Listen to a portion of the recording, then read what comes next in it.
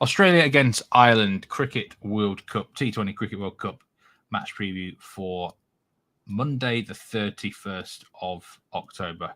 It's Halloween, Kev, and it's kind of apt because we've had a bit of a frightful week, really. We've had no luck go our way.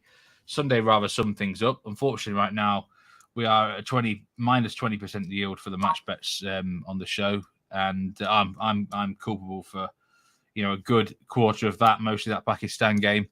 But to sum up the match bet so far since the main group stage started, we just done no luck, have we?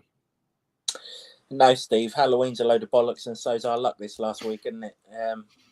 It's just not been there, has it? I mean, Sunday was a perfect case in question. We could legitimately have had 6 winners between us, and we came out with 2 winners. And I'm looking through them matches again, and for the life of me, I can't work out how we've only had 2 winners. An absolute dolly of a dropped catch off Raza. Zimbabwe were even given a second life and still couldn't get over the line. I mean, we're talking centimetres away from the India 6s landing, and 2 top bats both come second in innings where the winner got given a life. So someone's trying to tell us something, I think, but I don't care how I don't care how good you are. I don't care how good anyone is at sports betting. You need some luck to go your way sometimes. It's the way it is, and you certainly can't live off bad luck all the time, because we've made some good calls in the last couple of weeks, and we just haven't had our just deserved. But hopefully we can start getting a bit more of it now. We move on to just one match for Monday. Australia against Ireland. It's from Brisbane, from the GABBA, which actually has the next 3 matches in this tournament, I do believe. And the forecast for this game is good. Unfortunately, it doesn't look so good for Tuesday, potentially. It could be a little bit dicey for the doubleheader there on Tuesday, but absolutely fine. 6 p.m. local time on Monday. No rain all day. Fairly decent temperatures in Brisbane at the minute. 28 degrees, 27. So quite a hot evening in store for the players here. And I saw a bit of the highlights of this game that the GABBA hosted on Sunday. The pitch seemed to be playing okay. It wasn't amazing, I must say. Fast outfield. Do you think the pitch will it be a brand new deck? Surely, will it, or will they use the same one as on Sunday? Yeah, I'd imagine they'd use the same one here, Steve, and then a brand new one for the doubleheader on Tuesday. What did you think of it? Do you think it played quite well, or was it a little bit? Yeah, I mean, I think it will. The ball should come onto the bat quite nicely here. Yeah, the ball came onto the bat. I mean, there's some good bowlers in Zimbabwe and Bangladesh. I mean, Taskin Ahmed was awesome. The fizz is always good. And the Zimbabwean seamers were good. But, when the batters got themselves in, Williams, Shanto, they were both getting to the boundary, no problem. And I mean, even the tail ender who came in right at the end, who smacked that monster 6 in that last over, just goes to show how accessible the boundaries are and how good the pitch is. I mean, he absolutely mullered that. So, no problems on the pitch front here. I didn't think there would be. This is probably the best one-day batting wicket in the country. So, I'm not surprised. Australia are the strong favourites to win this game at 1 to 10 in general, a little bit shorter. They've got a big problem in this group with run rate right now, haven't they? After that defeat and the first defeat they had to New Zealand. So they're not just got to think about winning this match, but they've got to think about winning it really well, haven't they? Yeah, absolutely. They weren't really given the boost that they would have wanted on Friday either. I mean, if they beat England on Friday, then they could have probably managed their way to the semi-final without having to worry about net run rate. But that sort of luxury's gone now. They're going to have to win both their matches and either hope that their net run rate betters England or that New Zealand beat England on Tuesday. If the latter doesn't happen, then Australia are going to have to do some serious boosting to their run rate because it's terrible right now. So you would imagine that they're going to be going out in full Reggie Biffington mode here. As for Ireland, then, what have they got at stake? They've got no points in this stage, right? They got 2 points. They got 2 points. Sorry, of course, they did beat England, didn't they? Yeah. Here's me trying to forgot that they actually beat England. And they've got a washout against Afghanistan. They're actually ahead of Australia going into this game, Steve. So the same things are on it for them that's on it for Australia. I mean, if they beat Australia and New Zealand, they're in the semi-finals. Now, obviously, that's a huge long shot, but not many people gave them much of a hope of beating England either, did they? And they did it. And okay, the rain kind of got them over the line, but they were still winning when the rain came down. So that in itself merits respect. I mean, there's two ways of looking at this for Ireland now, isn't there? They're not expected to do anything from here on in, so they've got 2 free shots to try and make the semi-finals. That's one way of looking at it. That's the kind of fans' way of looking at it. But the sportsman's way of looking at it would be, well, they're 2 wins away from doing something majorly incredible, and that could bring its own pressure on. And sports people always believe that no matter what the situation, they can win. So they might have a little bit of pressure on them, and if they do, there's a chance that they'll fall in a heap. But if they don't, and they respect the situation and just play everything that's in front of them, then there's no reason why they can't at least showcase their skills, if not win the game. Give me a reason to be optimistic for Ireland fans here. Is there any matchup area where they actually look okay against Australia? Not really, to be honest. I mean, that you just got to call it as you see, isn't it? There isn't, but this is T20 cricket. It only takes Paul Sterling to come off. It only takes one of the bowlers like Josh Little or something to rip 3 out of the top order. It only takes Australia to get a little bit giddy like they did against New Zealand and think that they've only got to turn up to win. Weird shit does happen in T20s. You only got to look through this tournament ever since the start of its existence. I mean, Netherlands have beaten England at Lords, and there's so many upsets like that. So they do happen. You probably can't pick them when they do happen, but they do happen. And Ireland, to be fair to them, they've been guilty of quite a few of them, albeit in the 50 over sphere rather than the 20 over sphere.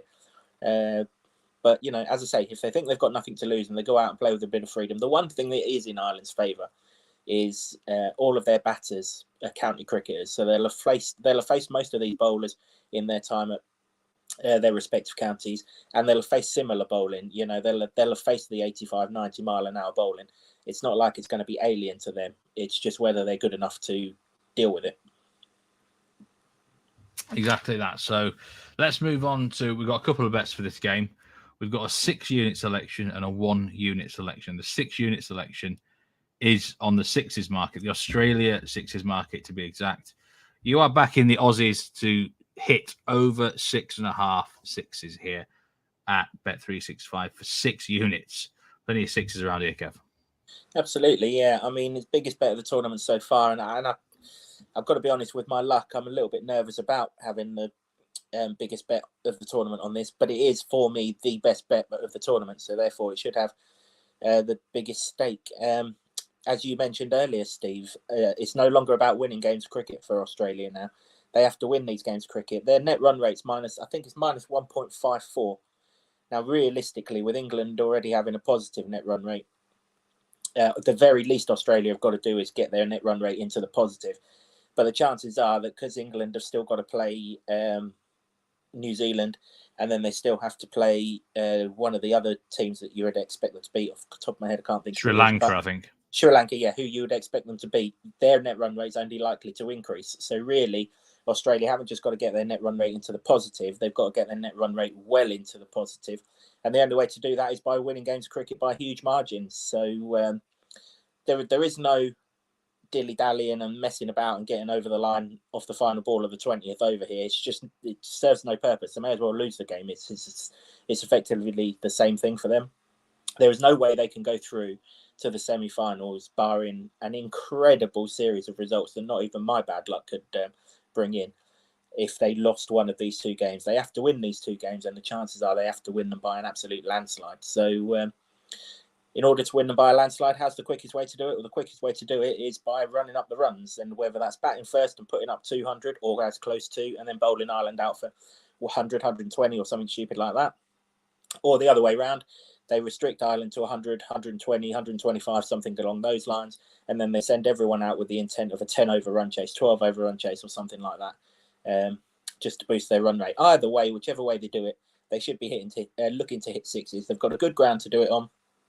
Perfect batting pitch. Pitch isn't going to do absolutely anything.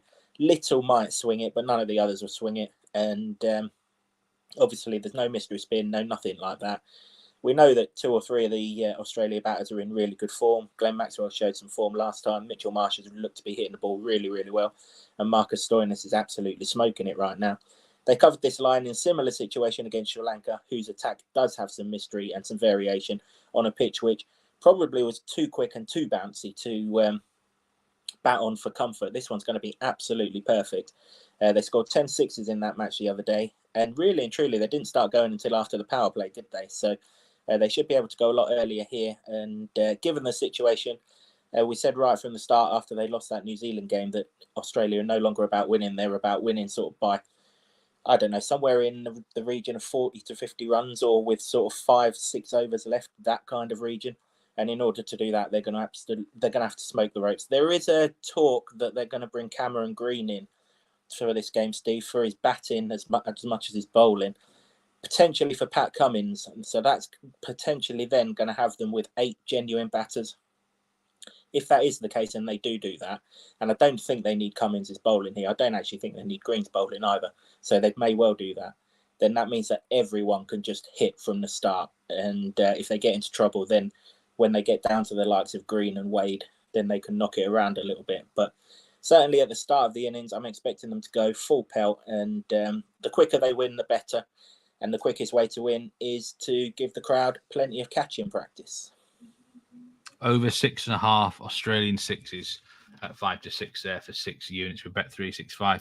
I think my only real concern for the Australians at the minute is the opening pair are just not quite looking on song. Finch is a bit scratchy, and Warner, is in a phase where he doesn't look like he's going to score. But this is a great attack to bounce back for anyone, isn't it? Wanting to get some runs, because at times in this innings there will be some buffet bowling on show. And also sometimes when a batsman are in a bit of a funk, the one thing that they need is a clear mind. Well, they'll get their minds cleared here because the job is simple. Hit sixes. If you get out, there's an absolute shitload of batsmen to come behind you. So you've got the freedom of the park to get on with it now. You don't have to worry about playing yourself in and setting the innings up and laying the platform and all this, that and the other that you normally would do. It's now all about getting the front foot out of the way and swinging through the line and getting that ball over the rope and as far as possible. Brilliant. So we're going to have one other bet for the game. It's in the man of the match market, and Marcus Stoinis again, Kev, 14-1. It does look quite a big price for someone who won the man of the match award last time out, of course, with an incredible 59 not out. I think he hit, was it 6 or 7 sixes in himself in that innings? And I like this play. Obviously, it's going to be for similar reasons, but would it be a case of the public will not forget what he did in the last game as well? Well, I mean, there is an element to that, isn't there? I mean, if it's a close one or something. If it's a close one, and also if it's a bowler that goes well, say a Josh Hazlewood or something, who restricts Ireland, but then it's Stoinis who comes in and doesn't win them the game, but wins them the game by the levels that's needed to boost their run rate, then the batting side of it might be more important than the bowling side of it. Yes, the bowling side's important, but really and truly, a fan's going to sit there and think, well, to be fair, Hazlewood should bowl Ireland out. Stoinis has come in and done what his teams needed him to do. So from that point of view, there's that. Also, we shouldn't remember that Stoinis bowls, so he could take wickets himself anyway, particularly in that middle order. If Ireland have got off to a good start, if Paul Stirling's come to the party, Andrew Balbirnie and Harry Tector, if they've all come to the party, then the middle order might need to get ripped out by someone, and that someone could be Marcus Stoinis. I mean, it could be Adam Zampa, to be fair, but Stoinis isn't without a chance of taking wickets. He's taken wickets in this tournament already, took wickets in the warm-up games, but it's definitely his eye-catching ability with the bat and the way he flows with that bat, isn't it, that's most likely to catch the eye, particularly, as I say, if he's the one to do some damage. I mean, he's got the license to do whatever he wants here, hasn't he? So, I fancy it's a big price. I mean, obviously, there's no guarantees that he bats, but you just mentioned about the openers.